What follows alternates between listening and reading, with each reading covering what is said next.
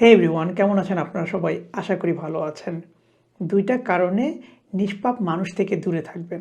টাইটেলটা শুনেই হয়তোবা আপনি একটু ঘাবড়ে গেছেন যে ভাইয়া নিষ্পাপ মানুষ থেকে কেন দূরে থাকবো, রাইট? প্রথমেই জেনে নেই যে নিষ্পাপ মানুষ কারা? আমাদের মধ্যে এক ধরনের মানুষ আছে যারা নিজেকে সবসময় নিষ্পাপ বোঝানোর চেষ্টা করে। তাদের এমন একটা ভাব, তারা কোনো দোষই করে নেই, সব দোষ নন্দঘোষ, সব দোষ আমাদের। তারা ভালো কাজ করতে চেয়েছে, তাদের কোনো অপরাধ নাই, মানুষ তাদেরকে খারাপ বুঝেছে, মানুষ তাদের ক্ষতি করেছে, ইত্যাদি ইত্যাদি।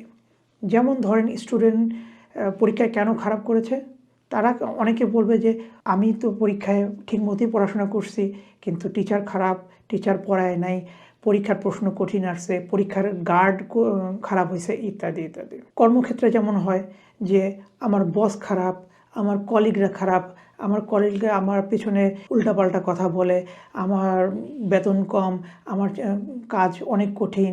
বিজনেসের ক্ষেত্রে আমার পার্টনার খারাপ, আমার পার্টনার ঠকাইছে, আমার পার্টনার ঠিকমতো কাজ করে না, বিজনেসের মন্দা যাইতেছে, ক্যাপিটাল নাই, ইত্যাদি ইত্যাদি।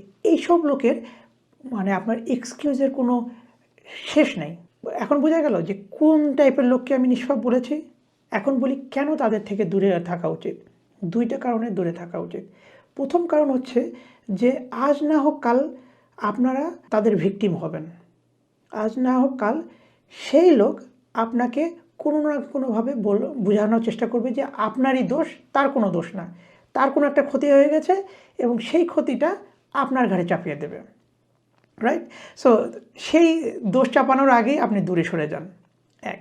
2 নম্বর হচ্ছে যে নিজের দোষ দেখতে পারে না, সে নিজের দোষ শুধরাতে পারে না, রাইট?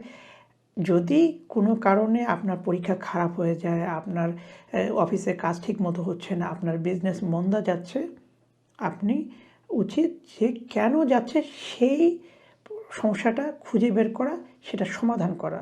এটা না যে অন্যের ঘাড়ে চাপিয়ে দিলাম, বাস আমার দায়িত্ব শেষ। আর যতদিন আপনি এই টাইপের লোকের কাছাকাছি থাকবেন, ধীরে ধীরে দেখবেন যে আপনার এই বদভ্যাসটা আপনার মধ্যেও চলে আসবে এবং যত খারাপ কিছুই হোক না কেন, আপনার জীবনে যতই আনফর্চুনেট ঘটনা হোক না কেন, আপনি অন্যের ঘাড়ে দোষ চাপিয়ে দেবেন।